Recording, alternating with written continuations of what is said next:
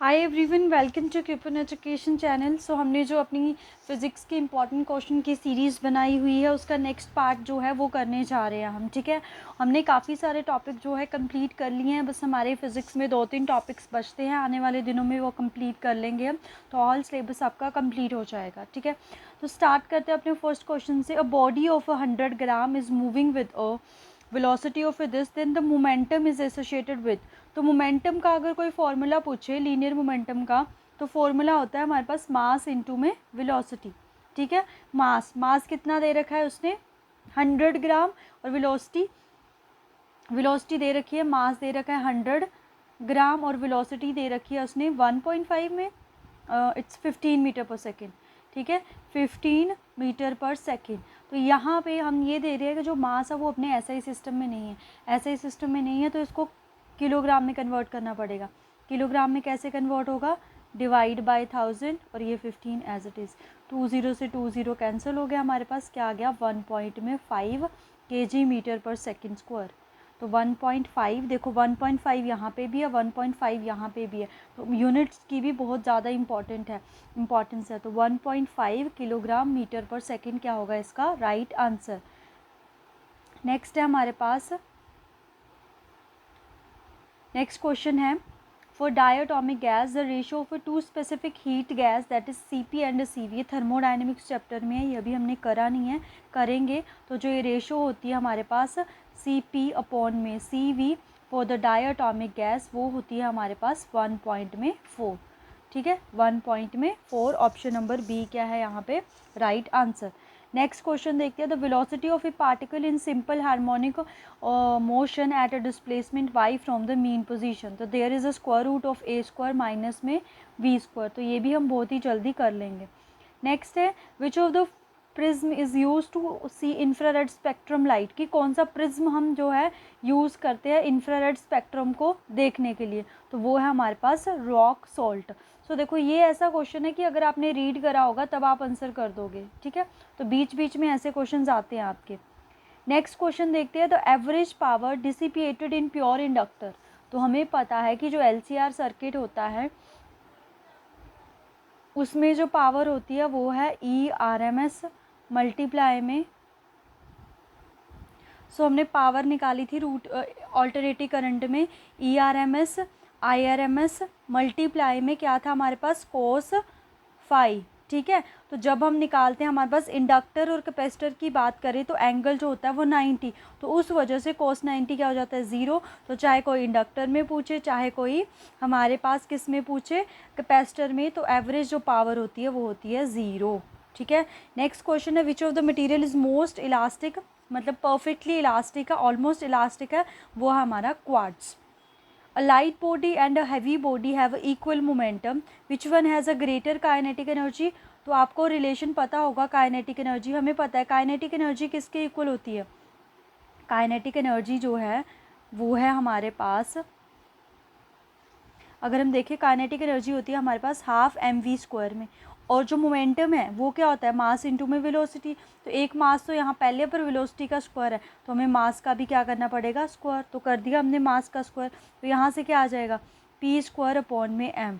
तो हम देख रहे हैं कि जो काइनेटिक एनर्जी है उसका रिलेशन मास के साथ इन्वर्सली है, विच मीन जिसका मास ज़्यादा होगा उसकी वेलोसिटी कम होगी, उसकी एनर्जी कम होगी, और जिसका मास कम होगा उसकी वेलोसिटी ज़्यादा होगी। हैवी चीज़ को मूव करने में ज़्यादा एनर्जी की रिक्वायरमेंट होती है, तो मतलब जो लाइट बॉडी है उसकी काइनेटिक एनर्जी क्या होगी हमारे पास ज़्यादा, द लाइट बॉडी। बहुत इंपॉर्टेंट है ये रिलेशन आपका। नेक्स्ट है, the force acting on a particle is always perpendicular to its velocity. ठीक है, तो जो फोर्स एक्ट करती है हमेशा वो परपेंडिकुलर रहती है, तो वहाँ पे पाथ क्या होता है हमारा सर्कुलर, सेंट्रीपिटल फोर्स वाला जो ये है। नेक्स्ट है, the ratio of the electric to the gravitational force of interaction between the two electrons are 4 into में 10⁻42। तो ये डायरेक्ट आप याद कर सकते हो, 4 इंटू में 10⁻42।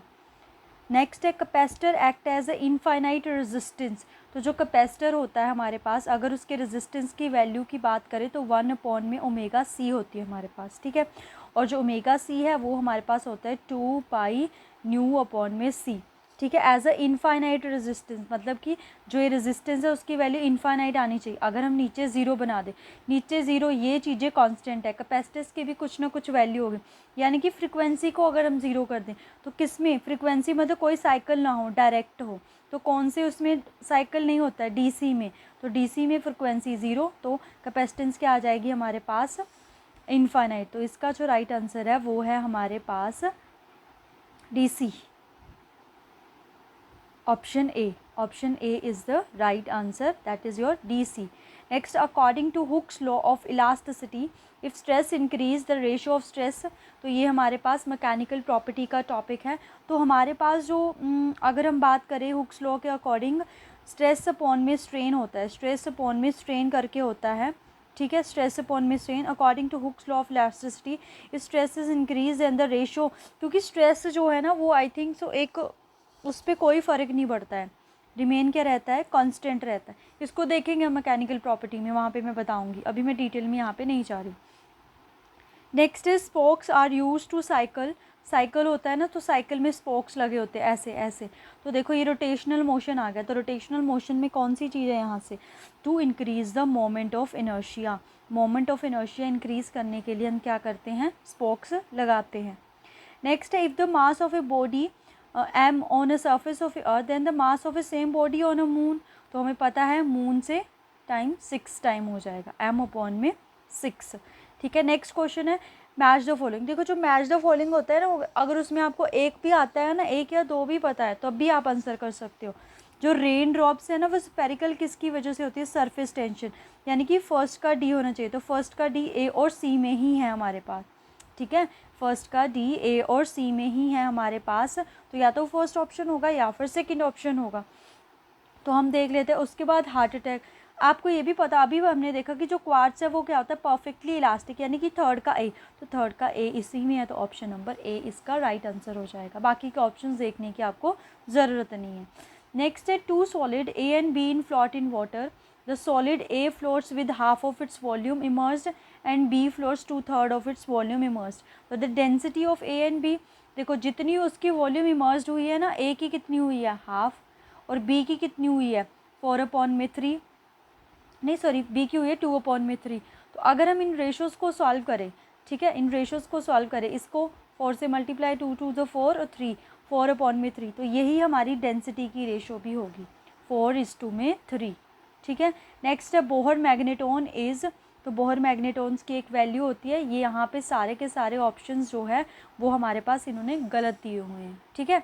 सो जो बोहर मैग्नेटोन की वैल्यू होती है वो होती है हमारे पास E(h)/2 mass of A electron, तो यहाँ पे ऑप्शन में कहीं पे भी नहीं था, तो इसका राइट आंसर ये होता है, तो इसलिए इनकरेक्ट क्वेश्चन था ये, ठीक है। नेक्स्ट क्वेश्चन है, optical fibres are related with, तो ऑप्टिकल फाइबर किससे रिलेटेड है, लाइट चैप्टर से है ये हमारे पास कम्युनिकेशन से रिलेटेड है, जिसमें क्या होती है, टोटल इंटरनल रिफ्लेक्शन, ऐसे ऐसे करके, ठीक है, लाइट चैप्टर से देख सकते हो। नेक्स्ट है, man goes 10 metres towards north, तो ये ऐसे होती है हमारी direction, north south east west, ठीक है। नॉर्थ की तरफ गया कितना, 10 मीटर, नॉर्थ की तरफ गया 10 मीटर, उसके बाद वो टूवर्ड्स द ईस्ट मुड़ गया, यानी कि इस तरफ को कितना मुड़ गया वो टूवर्ड्स द ईस्ट, 20 मीटर। तो बताओ उसमें डिस्प्लेसमेंट कितनी हुई, यानी कि हमें ये फाइंड करना है, तो लगानी पड़ेगी पाइथागोरस थ्योरम। तो बेस और परपेंडिकुलर हमें पता है, बेस और इसका स्क्वायर क्या हो जाएगा 400, और 10 का स्क्वायर क्या हो जाएगा 100, तो हमारे पास आ जाएगा 500 का रूट। तो अगर हम 500 का रूट करें तो हमारे पास 10 रूट में 5 आएगा, अगर हम 500 का रूट करें, बिकॉज हम इसको लिख सकते हैं 5 × में, ऐसे करके लिख सकते हैं, एक मिनट मैंने सही करा ना, ऑप्शंस देखूँ एक बार, और दूसरे ऑप्शंस क्या दे रखे हैं इसका, हाँ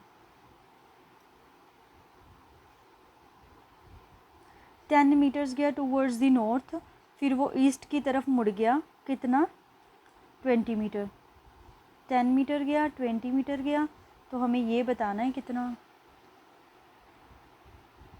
तो ये हमारे पास 400 आ गया, और ये हमारे पास, अच्छा ठीक है, तो हम ये हमारा आ जाएगा 100, तो 100 को 500 हो गया, तो 500 को हम कैसे लिख सकते हैं,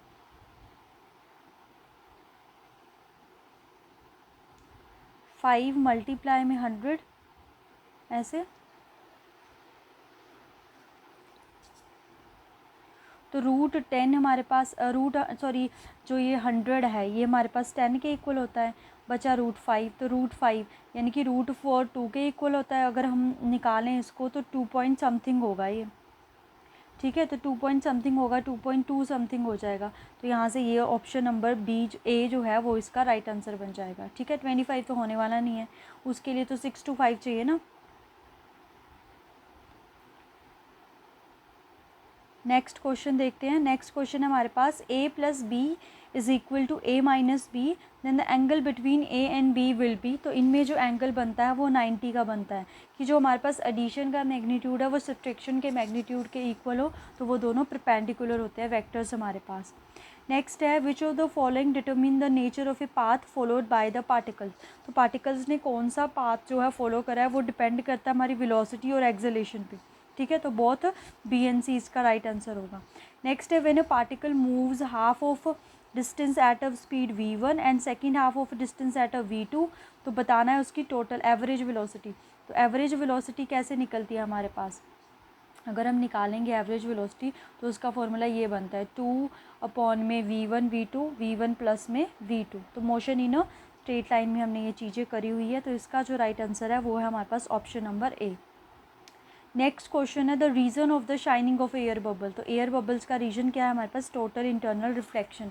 और क्या होता है टोटल इंटरनल रिफ्लेक्शन की वजह से, मिराज, ठीक है, मिराज होता है। ऑप्टिकल फाइबर्स पहले पढ़ लिया हमने। और brilliance of the diamond.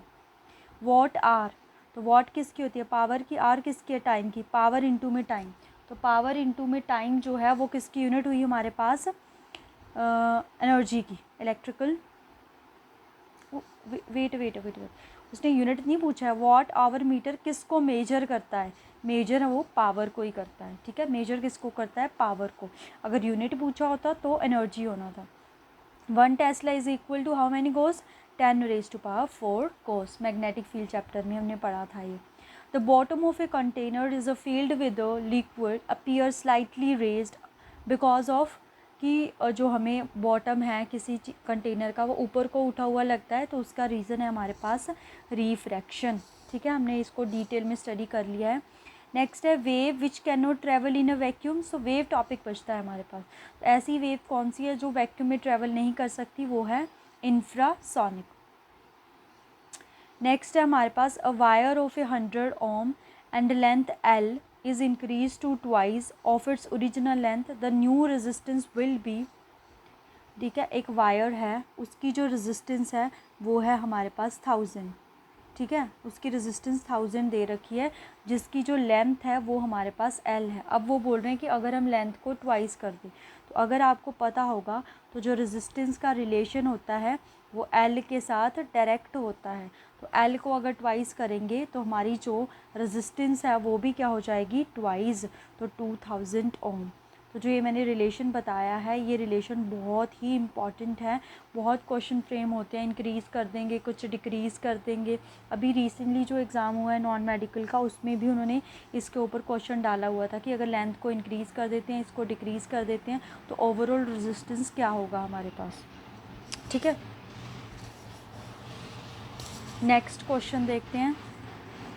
Next question है velocity of A light in a medium is this it's refractive index. तो अगर आपको पता होगा रिफ्रैक्टिव इंडेक्स का फॉर्मूला होता है velocity of A light in a vacuum upon में मीडियम। तो मीडियम में कितनी होती है, सॉरी वैक्यूम में 3 इंटू में 10⁸, और मीडियम में कितनी दे रखी है, दिस। तो 10⁸ से कैंसिल, ये इसका डबल है, तो इसका राइट आंसर होगा 2। तो refractive index should be 2। Isothermal process at a constant, iso means same, thermal means temperature. So the processes in which the temperature is constant is known as a isothermal process. Option number C, ठीक है, option number सी। तो ये थे आपके important question physics के। I hope आपके लिए helpful रहेंगे। आज के लिए इतना ही, बहुत ही जल्दी नेक्स्ट वीडियो में मिलेंगे। Happy learning.